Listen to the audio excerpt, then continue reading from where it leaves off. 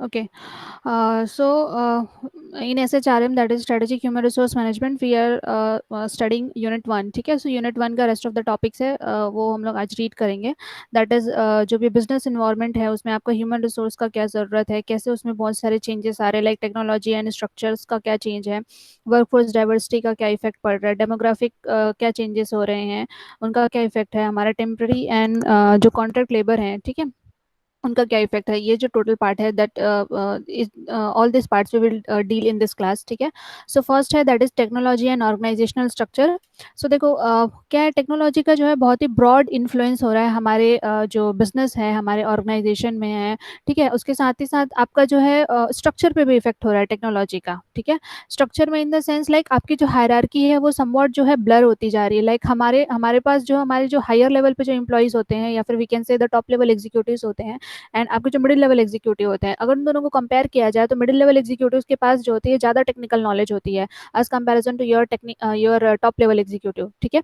सो जो स्ट्रक्चर है वो समवॉट ब्लर होता जा रहा है और we can see the structure जो है पहले हायरार्किकल हुआ करता था, अब वो जो है फ्लैट ऑर्गेनाइजेशनल स्ट्रक्चर में जा रहा है. एंड नेचर जो था मैनेजरियल वर्क का जो पहले क्या था, बेसिकली कमांड रिलेटेड था. ठीक है. पहले क्या होता था, सिर्फ ऑर्डर दिए जाते थे एट हायर लेवल से, but now at present time it is not as such like command related नहीं है. ठीक है. सो यहाँ पे क्या किया जा रहा है, just to get through the new technological advancement, ESS that is enterprise software होते हैं, सॉफ्टवेयर सिस्टम्स होते हैं, जैसे आपने बहुत सारे पढ़े होंगे. ठीक है. जैसे आपका ERP है. ठीक है. आपका MIS है. ठीक है. ऐसे इससे रिलेटेड बहुत सारे सॉफ्टवेयर है जो क्या किए जा रहे हैं आपके ऑर्गेनाइजेशन में इम्प्लीमेंट किए जा रहे हैं. सो इनसे क्या करता है, इम्प्लीमेंट करने से क्या करता है, दिस विल इंटीग्रेट. अरे तुमने बताया क्यों नहीं कि इसको उसमें नहीं लगाया. ओके. हम्म. क्या होता है कि हमारे ऑर्गेनाइजेशन में अभी एट प्रेजेंट जो है टेक्नोलॉजी को इम्प्लीमेंट करने के लिए बहुत सारे सॉफ्टवेयर यूज हो रहे हैं. जैसे आपका ESS है, that is enterprise software system है, इंटरप्राइज रिसोर्स प्लानिंग है. इसके साथ है आपका अदर सॉफ्टवेयर है, ओरेकल के सॉफ्टवेयर है, MIS है, मैनेजमेंट इंफॉर्मेशन सिस्टम है. इन सब से रिलेटेड बहुत सारे सॉफ्टवेयर हैं जो आपके ऑर्गेनाइजेशन में इम्प्लीमेंट किए जा रहे हैं. ठीक है. सो इम्प्लीमेंटेशन से क्या फायदा होता है, ये जो होता है इंटीग्रेट कर देता है सारे एरियाज को बिजनेस के, लाइक सेल्स का, फाइनेंस, HR, सप्लाई चेन. ठीक है. ये सारे के इन्फॉर्मेशन जो होते हैं एक आप क्लिक में सारा इन्फॉर्मेशन देख सकते हैं. ठीक है.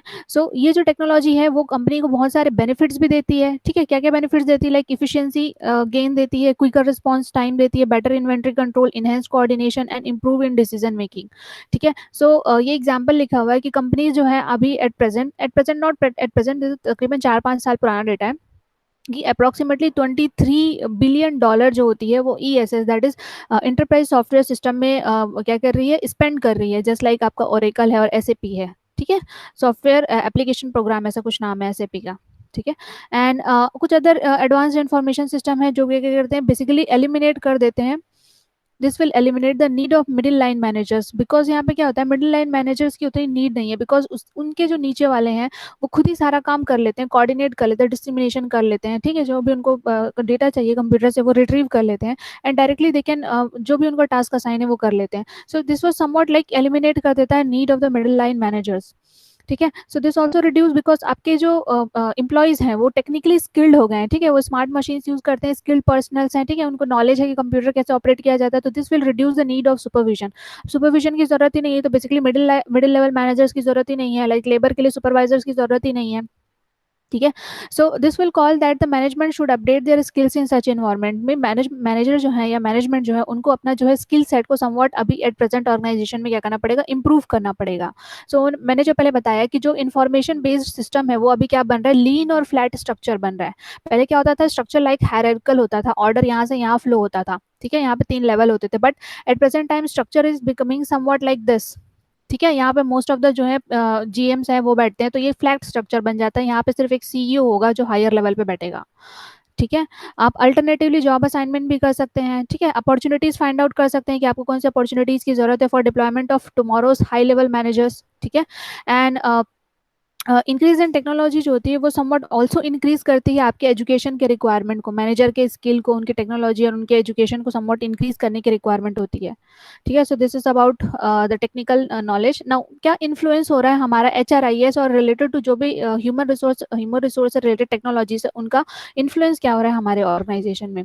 सो क्या बेसिकली इन्फ्लुएंस हो रहा है, दैट इज जो भी हम HRIS या ESS सॉफ्टवेयर जो हम अपने ऑर्गेनाइजेशन में इम्प्लीमेंट करते हैं उससे क्या होता है, जो भी हमको इन्फॉर्मेशन चाहिए, ठीक है, इमीडिएटली हमको मिल जाता है। ठीक है, एंड ऑल्सो वो क्या इन्फॉर्मेशन जो होता है वो हेल्प करता है decision makers to to to make a quick decision. ठीक है, quick and also accurate decision. ठीक है, जो भी HR है या फिर ह्यूमन रिसोर्स मैनेजर है, उनको जो भी इन्फॉर्मेशन चाहिए या फिर हाई लेवल को जो भी इन्फॉर्मेशन चाहिए related to HR, marketing, finance, sales, ठीक है, जो भी इन्फॉर्मेशन चाहिए वो क्विकली अवेलेबल हो जाएगा।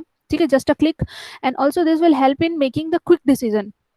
ठीक है, एंड इससे क्या होता है, HR डिपार्टमेंट जो होता है वो बेसिकली लाइक इन्फ्लुएंस्ड होता है कि हमको HR को कैसे मैनेज करना है। ठीक है, सिचुएशनल एंड ऑपरेशनल डिसीजंस कैसे लेने हैं, and this will automate the HR processes. ठीक है, बिकॉज यहाँ पे हमको ज़रूरत नहीं है बार बार एक ही प्रोसेस को रिपीट करने की, हमको अभी ट्रेनिंग के लिए भेजना है, हमको ये करना है, हमको परफॉर्मेंस का रिव्यू करना है। वो जो सिस्टम है वो अपने आप ही बहुत सारी चीज़ें कर देता है, बस आपको you have to put a data.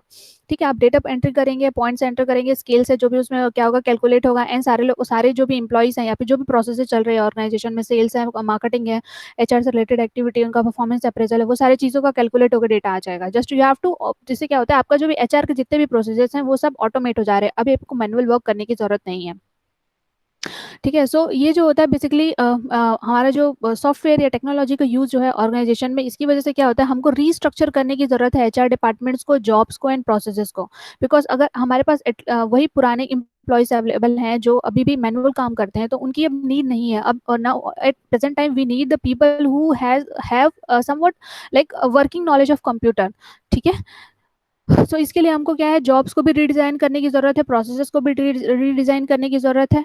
ठीक है, now next is redeployment of HR staff to operating unit. ठीक है, अल्टीमेटली जो भी डिसेंट्रलाइजेशन होता है, लाइक आपका क्या है, अल्टीमेटली टेक्नोलॉजी की वजह से हमारा जो स्ट्रक्चर है वो फ्लैट हो रहा है, मतलब बेसिकली क्या हो रहा है, डिसेंट्रलाइजेशन होता है। तो डिसेंट्रलाइजेशन की वजह से क्या है, हमारे पास HR का स्टॉक पाइलअप हो रहा है, तो उनको हमको रीडिप्लॉय करना है टू द अदर डिपार्टमेंट्स। ठीक है, या फिर HR को ही प्रॉपरली मैनेज करना है कि हम डिफरेंट डिफरेंट यूनिट्स में उनको कैसे बेसिकली यूटिलाइज कर सकते हैं, सो दैट ये क्या प्रोवाइड कर सके, हमको बेटर सर्विसेज प्रोवाइड कर सके। ठीक है, एंड ये जो होता है बेसिकली हैंडल कर सकते हैं हम लोग इसके थ्रू, लाइक बहुत सारे बड़े बड़े इश्यूज को हम लोग इजीली हैंडल कर सकते हैं। एंड ऑल्सो हम लोग एक्सेस कर सकते हैं स्पेशलिस्ट को in an HR department with greater expertise is needed for the various issue. Like हम कुछ इश्यूज तो अपने से हैंडल कर ही सकते हैं, ठीक है, रिलेटेड टू द स्टाफ है या फिर अदर ऑपरेटिंग यूनिट्स हैं, बट हम इसके लिए क्या कर सकते हैं, इसके थ्रू हम लोग स्पेशलिस्ट से भी डायरेक्टली कॉन्टैक्ट कर सकते हैं। ठीक है, अगर कोई बड़ा इशू हो गया उसको हमको सॉल्व करने के लिए, जैसे एग्जाम्पल है Boston company, Boston based company का एक केस स्टडी है, वो आप रीड कीजिएगा, लाइक रिलेटेड टू योर ये टॉपिक है, that is technology and structure से रिलेटेड। ठीक है, next is new organizational structure. ठीक है, सो पहले मैंने बताया लाइक कि because of rapid change in a technology क्या हो रहा है, आपका जो ऑर्गेनाइजेशनल स्ट्रक्चर है वो रैपिडली चेंज हो रही है। हाँ हाँ बोलो, हेलो, एनी डाउट? अरे किसी को कोई डाउट है, कोई कुछ बोल रहा था? नहीं, चलो। सो न्यू ऑर्गेनाइजेशनल स्ट्रक्चर जैसे मैंने पहले ही बताया कि बिकॉज ऑफ योर टेक्नोलॉजी, जो इन्फॉर्मेशन टेक्नोलॉजी, उसकी वजह से हमारा ऑर्गेनाइजेशन का स्ट्रक्चर जो है रैपिडली चेंज हो रहा है। That is from the hierarchical form से लेके ये क्या हो रहा है, एक फ्लैट ऑर्गेनाइजेशनल स्ट्रक्चर के जैसा बन रहा है, कि बेसिकली डिसेंट्रलाइजेशन हो रहा है। ठीक है, सो यहाँ पे जो लाइन है between the managers and labour जो समवट ब्लर होती जा रही है, बिकॉज यहाँ पे जो लेबर रिक्रूट होते हैं उनके पास टेक्निकल नॉलेज ज्यादा है as compare to your managerial post. ठीक है, जो हायर मैनेजमेंट में पोस्ट है उनके पास इतना टेक्निकल नॉलेज नहीं होता है। ठीक है, तो यहाँ पे वर्कर्स जो होते हैं वो ज्यादा रिस्पॉन्सिबल हो जाते हैं टूवर्ड्स जो भी उनको वर्क असाइन किया हुआ है, because they have like ultimate responsibility of performing the work ना, बिकॉज उनके पास कंप्यूटर, उनके पास सिस्टम है। पहले क्या होता था, आपको मैनुअली परफॉर्म करना होता था, तो मैनुअली परफॉर्म करने में like every person is like become a lethargic. So earlier जो हमारा इंडिविजुअल थे वो रिस्पॉन्सिबल होते थे फॉर हिज और हर एक्टिविटी। नाउ एट प्रेजेंट क्या है, ये जो होता है बेसिकली एक जॉइंट अकाउंटेबिलिटी हो गया या फिर जॉइंट रिस्पॉन्सिबिलिटी हो गया है ऑफ अ ग्रुप। ठीक है, क्यों, बिकॉज टास्क जो है एक सिंगल पर्सन को असाइन नहीं किया जाता है, it is assign to a group of people. ठीक है, एंड ये जो देता है आपका जो ऑर्गेनाइजेशन स्ट्रक्चर है, न्यू ऑर्गेनाइजेशन स्ट्रक्चर है, वो रिड्यूस करता है लेवल ऑफ हायरार्कीज। ठीक है। एंड जो मैंने पहले बताया, and now the organization now become more flexible, porous and adaptive बनते जा रहे हैं। ठीक है। So on the basis of this organizational structure जो होते हैं किस तरीके के हो सकते हैं न्यू टेक्नोलॉजी के हिसाब से, एक है अनबंडल्ड कॉर्पोरेशन हो सकता है, एक नेटवर्क ऑर्गेनाइजेशन हो सकता है, नेटवर्क को हम लोग वर्चुअल ऑर्गेनाइजेशन भी बोलते हैं, एक सेल्युलर ऑर्गेनाइजेशन भी हो सकता है, एक रिस्पॉन्डेंट ऑर्गेनाइजेशन भी हो सकता है, like your customer services type वाला type is like respondent organisation. Okay. Next is stimulus for entrepreneurial business. तो ultimately business is not only जो बड़े बड़े बिजनेस स्टैब्लिश हुए हैं, ठीक है। सो न्यू टेक्नोलॉजी जो है आपको बेसिकली क्या करती है, फोर्स करती है पीपल को कि वो कुछ नया एंटरप्रेन्योरशिप या नया फर्म क्या करें, स्टैब्लिश करें। ठीक है। मीडियम साइज होंगे, नॉट नेसेसरली कि वो बहुत बड़े बड़े फर्म होंगे। जैसे एट प्रेजेंट जो नए नए फर्म्स खुल रहे हैं, अर्बन क्लैप है आपका, फ्लिपकार्ट तो अभी बहुत बड़ी हो गई है, ये सब कंपनीज हैं जो छोटी कंपनीज थी। ठीक है। ऐसे बहुत सारे एग्जांपल्स हैं जो बेसिकली क्या करते हैं, अभी न्यू एंटरप्रेन्योरशिप आ रहे हैं जो क्या कर रहे हैं, इंक्रीज कर रहे हैं नंबर ऑफ जॉब्स। ठीक है। आपके जो मार्केट में है जॉब्स जॉब्स जो थे पहले नहीं थे, अब उनको क्या है, ऐसे जो अनएम्प्लॉयड पर्सन है उनको जॉब प्रोवाइड कर रहे हैं। ठीक है। एंड बहुत सारे सेक्टर्स है जहाँ पे आ रहे हैं, लाइक मैन्युफैक्चरिंग सेक्टर है आपका ई कॉमर्स सेक्टर है, आपके सर्विसेज सेक्टर है। ठीक है। सर्विसेज में सबसे ज्यादा आपके एंटरप्रेन्योरशिप आ रहे हैं। ठीक है। सो जो बेसिकली जो एंटरप्रेन्योरशिप होता है वो बेसिकली इनोवेशन प्रोवाइड करता है, लाइक सम इनोवेटिव सॉल्यूशंस होता है किसी भी टाइप के प्रॉब्लम्स का। एंड बेसिकली स्मॉल कंपनीज होती है जो डिसेंट्रलाइज एचआर मैनेजमेंट फॉर्म करती हैं, वो जनरली एंटरप्रेन्योरशिप बिजनेस में जाती हैं। एंड जो हमारे फ्यूचर चैलेंज जो है बेसिकली एंटरप्रेन्योरशिप के लिए, कि उनको डेवलप भी करना है साथ साथ अडॉप्ट भी करना है, because of the existing HR जो है वो हमेशा अवेलेबल नहीं होगा। ठीक है। So this are the things related to the technology and structure. Next topic is your demographic changes. So demographic changes means the basically like changes related to the like work force. ठीक है। जो worker या work force हमारे organization में work कर रहे हैं उनसे रिलेटेड चेंजेस को हम लोग डेमोग्राफिक चेंजेस कहते हैं। ठीक है। लाइक एग्जाम्पल के लिए हम लोग ले सकते हैं like ageing work force, because हम अब अभी क्या है, एजिंग जो है अभी मोस्ट ऑफ द पीपल जो है वो adult what we can say adult के कंपेरिजन में हम कह सकते हैं लाइक 25 टू तकरीबन 45 एज ग्रुप के सबसे ज्यादा लोग इंडिया में हैं। ठीक है। जिनको बोलते हैं हम लोग वर्किंग एज पॉपुलेशन। ठीक है। उनका एजिंग। फिर है हमारा ब्लूमर एज ब्लंट, मतलब कुछ ऐसे लोग हो गए हैं जिनकी तादाद कुछ ज्यादा ही हो गई है। ठीक है। Next is under second third है आपका लेबर की शॉर्टेज हो रही है। Next one increase racial diversity, because बहुत सारे रेस एंड एथनिटी के लोग इंडिया में रहते हैं। एज यू ऑल नो ना कि India is a diverse country. यहाँ पे हर टाइप के, हर रिलीजन, हर caste, sex, gender and ethnic group के पीपल रहते हैं। And greater formalisation of the work force. ठीक है। सो ये सारे जो फैक्टर्स हैं, this all factors have an effect on the business. ठीक है। जो डेमोग्राफिक, ये सारे जो डेमोग्राफिक फैक्टर्स हैं आपका, क्या क्या होता है demographic factors, age, sex, caste, gender, ये होते हैं ना। सो उन्हीं को ही हम लोग यहाँ पे रीड करने वाले हैं। ठीक है। So first one is the ageing workforce. So ageing workforce क्या होता है, जो वर्कफोर्स होता है जो बेसिकली 45 प्लस है, या फिर ऐसे लोग हैं जो अब धीरे धीरे एज्ड होते जा रहे हैं, लाइक बूढ़े होते जा रहे हैं। सो एजिंग वर्कफोर्स क्या होते हैं, मोर एक्सपीरियंस्ड होते हैं, स्टेबल होते हैं एंड रिलायबल होते हैं, एंड दस मोर प्रोडक्टिव भी होते हैं, बिकॉज उनके पास बहुत सारा नॉलेज है कि how to perform that work and how to tackle the issues. ठीक है। एंड ओल्डर वर्कफोर्स जो होते हैं वो लेस फ्लेक्सिबल होते हैं। Why they are less flexible, because as we all know, like हमारे फादर है, उनको अभी स्टिल बहुत सारे ऐसे चीजें हैं जो नहीं आती, मोबाइल में हमको करके देना होता है, या फिर लाइक कंप्यूटर की बहुत सारी चीजें नहीं आती हैं।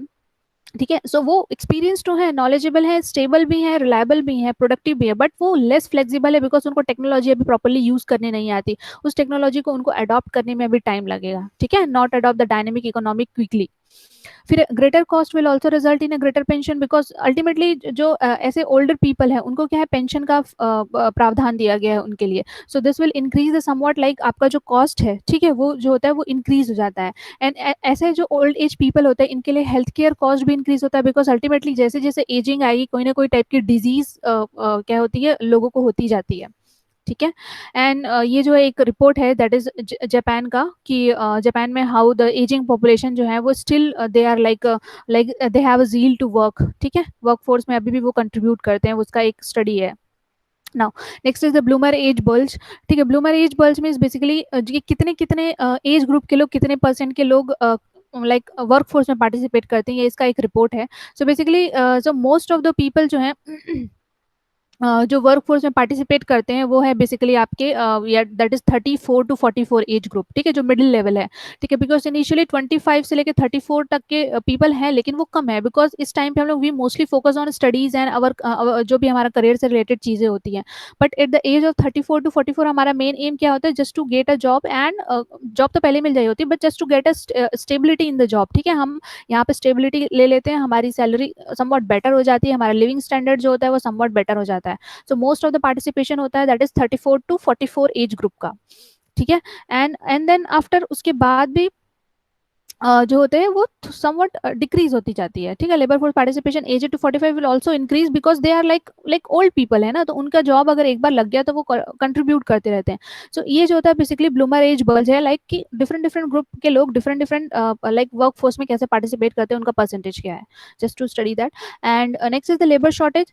As you all know that कि रेट ऑफ एम्प्लॉयमेंट जो है वो डिक्रीज हो रहा है, एट प्रेजेंट तो इंक्रीज हो रहा है, बट अकॉर्डिंग टू द जो भी हमारा जो टॉपिक है उस हिसाब से इफ यू रीड, तो आपका जो लेबर शॉर्टेज है वो इंक्रीज हो रहा है, लेटेस्ट लेबर की कमी होती जा रही है। Why? Because of the strong economy and demographic trends, ठीक है। बिकॉज यहाँ पे क्या है, आपका जो टैलेंटेड पर्सन है या फिर ऐसे पर्सन जिनके पास स्किल है या नॉलेज है, ठीक है, उनकी कमी होती जा रही है। ऐसे नहीं कि like what we can say like at present scenario के accordingly if you not consider that. So यहाँ पे क्या कर रहे हैं हम लोग, जस्ट टू क्या tackle with this labour shortage issue, we generally hire the retired person, ठीक है, एंड ऑल्सो डिसेबल्ड पर्सन को भी हम लोग हायर कर रहे हैं। ये एक रिपोर्ट है कैलिफोर्निया का, ठीक है, कैलिफोर्निया शेक एंड ड्यूपॉन्ट कॉर्गर ने एक रिपोर्ट निकाली थी, उसके अकॉर्डिंग था कि अभी at present because of the demographic trend and because of the economy के जो भी इश्यूज हैं उसकी वजह से आपका जो है लेबर शॉर्टेज जो है वो इंक्रीज होता जा रहा है, ठीक है। एंड उसी का एक रिपोर्ट है ये। And this is the retired person को रिक्रूट किया जा रहा है, फीमेल एम्प्लॉयज को ट्रेन रिक्रूट किया जा रहा है, अनट्रेन को, अनक्वालिफाइड को, अनस्किल्ड वर्कर्स को, ठीक है, उनको इनको रिक्रूट करके उनको ट्रेनिंग दी जा रही है, उनको क्वालिफाइड बनाया जा रहा है, एंड देन उनको वर्क फोर्स में इंक्लूड किया जा रहा है। Next is the greater racial diversity. So आपकी जो रेशियल डाइवर्सिटी है एट 21st सेंचुरी जो है वो सबसे ज़्यादा है, मोस्टली सबसे ज़्यादा इंक्रीज होगा, because ultimately this have the effect because of population, because population जितनी ज़्यादा इंक्रीज हो गई तो रेशियल डाइवर्सिटी भी वैसे ही इंक्रीज होती जाएगी, ठीक है। सो एशियन जो रेशियल डाइवर्सिटी है वो सबसे ज़्यादा ग्रो हुई है, ठीक है, जो हम एशियन है, इंडियन पीपल है, इंडियन के आसपास की कंट्री है, ठीक है, इंडियन सब कॉन्टिनेंट के जो पीपल हैं उन लोगों में जो रेशियल डाइवर्सिटी है वो सबसे ज़्यादा इंक्रीज हुई है, ठीक है। एंड जो अल्टीमेटली जो this have an effect on the workforce, ठीक है, बिकॉज वर्कफोर्स में कौन से पर्सन जाएंगे, हम जैसे लोग ही जाएंगे, जो बेसिकली व्हाइट कॉलर पर्सन होते हैं उनके लिए कौन जाते हैं, इंडियन पीपल्स ही जाते हैं, ठीक है। Next is managing the occupational distribution of women. So women जो होता है इन ईयरलियर टाइम्स में जो होते थे वर्कफोर्स में पार्टिसिपेट नहीं करती थी, बट नाउ अडेज जो उनका वर्कफोर्स में पार्टिसिपेशन है वो इंक्रीज हुआ है, दैट इज अप्रॉक्सीमेटली 48%। ये ओल्ड डेटा है 2008 का, but you can consider as such बहुत ज़्यादा डिफरेंसेस होते नहीं है, लाइक ओवरऑल जो रिपोर्ट निकलती है 1% 2% इंक्रीज या डिक्रीज हो जाता है, ठीक है। 48% हुआ है, एंड जो 1998 का रिपोर्ट था उसमें 47% था, ठीक है। सो ईयरलियर वुमेन्स जो होते थे वो generally like house hold work करते थे, बट नाउ एट डेज वो क्या क्या वर्क करते हैं, लाइक इन्फॉर्मेशन वर्कर हैं, कंप्यूटर साइंटिस्ट हैं, ठीक है, परफॉर्मेंस उनका अच्छा है, लाइक इन इंजीनियर में, सेल्स पर्सन में, फिजिशियन में, डॉक्टर्स में, ठीक है, ये सारी चीज़ों पे वर्क कर रहे हैं, ठीक है। एंड उनके लिए देखो, just to attract the women work force को अट्रैक्ट करने के लिए बहुत सारी फैसिलिटीज दी जा रही हैं, लाइक उनको एकोमोडेशन देते हैं, चाइल्ड एजुकेशन के लिए उनका फैसिलिटीज देते हैं, उनको ट्यूशन फैसिलिटीज है, लाइक एक्स्ट्रा उनको किसी भी टाइप की ट्रेनिंग या नॉलेज की जरूरत है, ठीक है, स्कूल फीस में रिलेटेड उनको कंसेशन देते हैं, ठीक है। एंड ऑल्सो उनके लिए टाइम शेड्यूल को समवॉट फ्लेक्सिबल किया जाता है, एंड वर्क फ्रॉम होम की फैसिलिटीज भी दी जाती है, ठीक है। And this are the done by the General Motors at Citibank, ठीक है। Now the next is like dual career couples.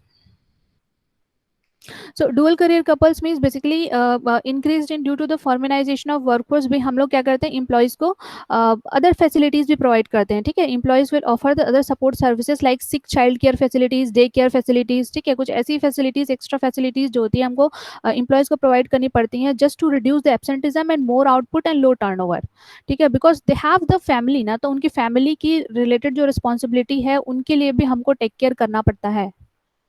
Now next is the temporary and the contract labor. Temporary and the contract labour. So temporary labours क्या होते हैं? ऐसे labours होते हैं जो basically act करते हैं एज अ बफर। ठीक है, एक बफर जानते हो, like this is the buffer. जब आप इलेक्ट्रॉनिक सर्किट पढ़ोगे तो उसमें एक बफर होता है जो क्या कहता है, थोड़ी देर के लिए आपका जो इनपुट होता है 0 या 1 उसको होल्ड करके रखता है। So in the same way temporary जो एम्प्लॉयज होते हैं वो बेसिकली एक्ट करते हैं as a buffer for the protection of a job. Like अगर कोई इम्प्लॉय वर्क पे नहीं आता है तो उसके बदले में जो बफर में जो इम्प्लॉय होते हैं उनको हम कॉल करते हैं फॉर द वर्क। ठीक है। So temporary employee is expected to leave the employer with a certain period of a time. Means जो हमारे टेम्पररी जो एम्प्लॉयज होते हैं, ठीक है, वो उनका कोई सर्टेन टाइम पीरियड नहीं होता है। ठीक है, कि उनको लाइक उनका कोई फिक्स टाइम पीरियड नहीं होता है, लाइक कि वो एक बार ज्वाइन किया तो आपके ऑर्गेनाइजेशन को लीव करेंगे जब वो 60 या 65 ईयर्स के हो जाएंगे। उनका जो होता है एक सर्टेन टाइम पीरियड होता है, लाइक 1 ईयर, 2 ईयर, 5 ईयर। ठीक है। एंड दिस आर लाइक इनको जो होता है लेस बेनिफिट मिलता है as compare to the permanent employ. As you all know, like permanent employees को बहुत सारे बेनिफिट है, लाइक पीएफ है, पेंशन है, एंड इंश्योरेंस स्कीम्स है। ठीक है, ये सारे बेनिफिट्स मिलते हैं। अदर मेडिकल बेनिफिट्स है, लाइक मैटरनिटी बेनिफिट है, पैटर्निटी भी मिलता है, कंपनसेशन भी मिलता है, बट टेम्पररी को नहीं मिलता है। एंड टेम्पररी जो होते हैं वो वर्क कर सकते हैं आइदर फुल टाइम और अ पार्ट टाइम। अगर वो फुल टाइम भी वर्क करते हैं तो भी वो टेम्पररी वर्क ही कहलाएगा, और either they can work for a part time. ठीक है। सो इनके लिए क्या होता है, easy hire and fire policy होती है, ऑफन हाई पे रेट्स होता है, एंड फ्लेक्सिबल वर्क आवर होता है, and no fear of being fired. ठीक है, बिकॉज उनको फायरिंग की जरूरत ही नहीं है, because they are temporary. So temporary तो फायरिंग की क्या जरूरत है, उनको हायरिंग भी इजिली हो जाती है on the basis of their skills knowledge. ठीक है, उनका पे रेट भी हाई होता है बिकॉज वो अल्टीमेटली एक स्पेसिफिक टास्क को परफॉर्म करने के लिए आ रहे हैं। सो उस स्पेसिफिक टास्क के लिए सपोज वही पर्सन ही अवेलेबल है तो वो ऑब्वियसली ज्यादा चार्ज करेगा। ठीक है। And no control on the working hours, उनके वर्किंग आवर्स में कोई कंट्रोल नहीं होता है, लाइक कि वर्किंग आवर्स में कोई कंट्रोल नहीं होता है, लाइक नॉट लाइक कि वो कब आएंगे कब जाएंगे, वो समवॉट बिकॉज टेम्पररी है तो उनके लिए आप कुछ कंपल्शन भी नहीं रख सकते, एंड ज़्यादा बेनिफिट्स भी उनको प्रोवाइड नहीं कर सकते। ठीक है। Now next is your contract labour. So contract labour क्या होते हैं? ऐसे प्रोविजनल वर्कर्स होते हैं जो परफॉर्म करते हैं work for an organisation in a non permanent basis. ठीक है, same like your temporary workers होते हैं, in the same way contract labour जो होते हैं वो भी एक नॉन परमानेंट बेसिस पे वर्क करते हैं, बट इनके बीच में एक कॉन्ट्रैक्ट होता है कि like they will perform in a particular organization or work in a particular organization for a 1 year, 5 year, 10 year, जो भी उनका एक कॉन्ट्रैक्ट बना होता है on the basis of that. So they are also known as freelancer भी बोलते हैं इनको, इंडिविजुअल परफॉर्मेंस प्रोफेशनल्स भी बोलते हैं, या टेम्पररी कंटिजेंट वर्कर्स भी बोलते हैं। So what are the advantages and disadvantages of recruiting the temporary and contract labour? First advantage is that flexibility in time and amount of labour resources. ठीक है, किस टाइप का आपको लेबर चाहिए, किस अमाउंट में लेबर चाहिए, लाइक 5 चाहिए, 10 चाहिए। ठीक है, वो आपके ऊपर डिपेंड करता है कि आपको कब तक टास्क कंप्लीट कराना, on the basis of that आप किस टाइप के किस नंबर, कितने नंबर के आप लेबर्स को हायर करना चाहते हैं। Now second one, it will save the cost and benefit and tax. ठीक है। Next is the immediate access to the expertise not present internally. ठीक है, इंटरनली सपोज आपको ऑडिट कराना है एंड ऑडिट के लिए आपके ऑर्गेनाइजेशन में कोई ऑडिटर नहीं है, तो आप बाहर से कोई ऑडिटर हायर कर सकते हैं। ठीक है, जो आपके आपके ऑर्गेनाइजेशन में आएगा, ऑडिट का काम करेगा, रिपोर्ट देगा एंड चला जाएगा। ठीक है, सो इमीडिएटली एक्सेस कर सकते हो आप किसी भी टाइप की एक्सपर्टीज को जो आपके ऑर्गेनाइजेशन में प्रेजेंट नहीं है। नेक्स्ट डिसएडवांटेजेस क्या है कि लॉयल्टी टू द एम्प्लॉयर और द कंपनी जो होती है वो समवॉट रिड्यूस होती है। ठीक है, not as much loyal because वो आउटसाइडर है, तो आउटसाइडर अपने हिसाब से वर्क करेगा, नॉट एज लॉयल होगा जैसे कि आपके इंटरनल एम्प्लॉयज जो होते हैं वो लॉयल होते हैं to the customer, sorry to the employer and the company. ठीक है, and this will disturb the organisation core moral and culture, because वो आउटसाइडर है, उसको ऑर्गेनाइजेशन के कल्चर और उनके जो मॉरल है, उनके वैल्यूज है, उनके बारे में कोई नॉलेज नहीं है। वो बाहर से आता है, अपना टास्क परफॉर्म करता है, चला जाता है, एंड समवॉट डिस्टर्ब करता है हमारे ऑर्गेनाइजेशन के जो भी कोर वैल्यूज हैं एंड कल्चर्स हैं उनको। ठीक है, and this will also sometime cost training. ठीक है, ट्रेनिंग की उनको कॉस्ट लगती है बिकॉज वो आउटसाइडर है, उसको बाहर से आ रहा है, उसको आपको ऑर्गेनाइजेशन की सारी चीज़ों को इन्फॉर्म करना पड़ेगा, बताना पड़ेगा कि हमारे ऑर्गेनाइजेशन में क्या क्या चीज़ें चल रही हैं, क्या नहीं चल रही है, ये इसकी रिपोर्ट है, ये इसकी रिपोर्ट है। ठीक है, like training in the sense not as such training, but you have to give the such initial information कि ये सब चीज़ें क्या हैं, क्यों हैं, कैसे चल रही हैं। ठीक है, so these are the advantages and disadvantages. Now next is the growing use of temporary and contract labor. Why there is a like क्यों हम generally temporary and contract labour का एट प्रेजेंट टाइम प्रेफर करते हैं? Because first of all is that this will act as a buffer. ठीक है, buffer किसी सा काम करता है कि सपोज कोई इंप्लॉय प्रेजेंट नहीं है तो आप उनकी जगह क्या कर सकते हो, इन टेम्पररी या फिर कॉन्ट्रैक्ट वर्कर्स को क्या कर सकते हो, कॉल कर सकते हो वर्क के लिए। ठीक है, एंड सो ये जो होते हैं बेसिकली टेम्पररी बेसिस पे वर्क करते हैं, लाइक टेम्पररीज होते हैं, सब कॉन्ट्रैक्टेड वर्कर्स होते हैं, पार्ट टाइम वर्कर्स होते हैं, कंसल्टेंट होते हैं, life of the project workers होते हैं, लीज्ड एम्प्लॉय होते हैं।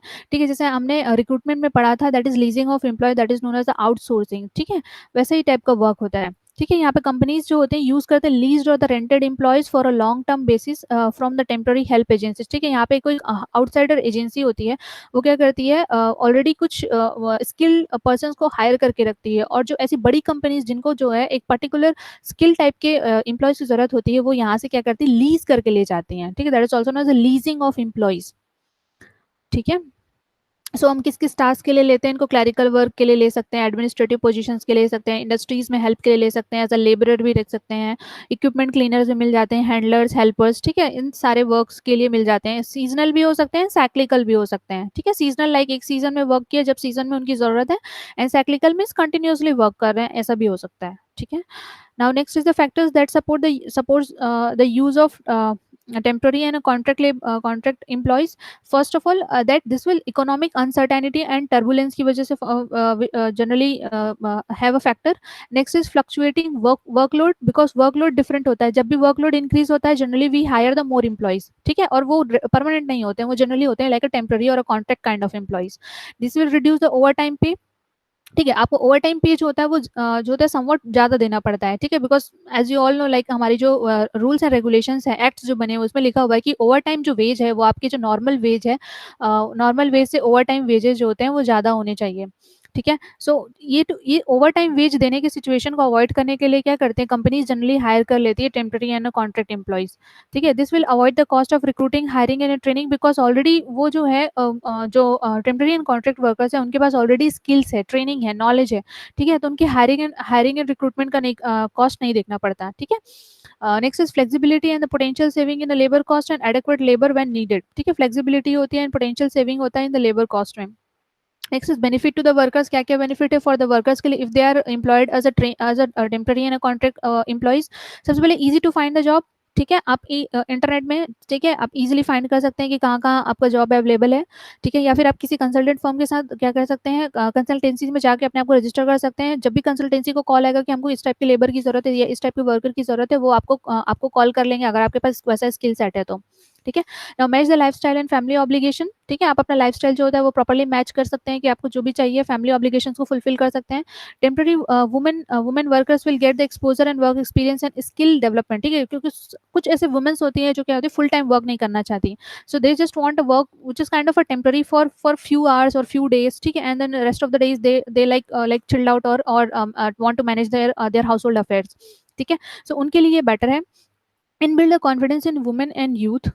Now next is the factors that limits the use of temporary and contract employees, like this will meet the affirmative action goals. ठीक है, ये जो आपका affirmative action goal है कि हमको ये गोल, ये टारगेट अचीव करना है, वो जो होता है समवट मिस हो जाता है, बिकॉज हम जो टेम्पररी वर्क कर रहे हैं तो we our only task is to complete our only aim is to complete the task. ठीक है, हमको कोई पर्टिकुलर गोल अचीव करने वाला जो टास्क है उतने तक नहीं करना है। ठीक है, next is on time availability of temporary and contract employees questionable. ठीक है, सपोज आपको आज टुडे इटसेल्फ आपको चाहिए एक ऐसा एम्प्लॉय जो बॉयलर रन कर सकता है। ठीक है, एंड बॉयलर जो रन करता था वो आज लीव पे है, तो आपको एट प्रेजेंट जरूरी तो नहीं है कि आपको बॉयलर रन करने वाला तुरंत ही मिल जाए। ठीक है, सो ये समटाइम थोड़ा क्वेश्चनेबल है, थोड़ा प्रैक्टिकली एप्लीकेबल समवट नहीं हो पाता है। And the lack of training to every time new faces. ठीक है, बिकॉज ऑलरेडी पर्सन जो है स्किल्ड है, ठीक है, उसके पास नॉलेज है, वो ऑलरेडी वर्क किया हुआ है, तो बार बार उनको ट्रेनिंग देने की जरूरत नहीं पड़ती है। एंड ट्रेनिंग देने की जरूरत नहीं पड़ती है, बट उनको क्योंकि एवरी टाइम जो आपका ऑर्गेनाइजेशन है वो डिफरेंट डिफरेंट ऑर्गेनाइजेशन होता है, तो उनको क्या होता है, समवट लैक होता है इन ट्रेनिंग में, because every organisation has a different kind of work culture. Next is absence of company loyalty. ठीक है, कंपनी की लॉयल्टी ऑब्वियसली कम होगी, because they are not the permanent employ, so they will not feel committed towards the organisation. Next is lower opportunity to receive the health insurance, retirement benefit, lower pay, fewer training, educational opportunity. ठीक है, lower opportunities मिलेंगी ultimately, because they are not the permanent employ. So आप अगर बाहर से किसी like contract employees को contract employees को या फिर आप टेम्पररी एम्प्लॉयज हायर करते हैं, सो अल्टीमेटली आप उनको क्या करोगे, एक लोअर अपॉर्चुनिटी प्रोवाइड करोगे। Why? Because they are not the permanent employees of your organisation. ठीक है, so this are the things related to the topic. ठीक है।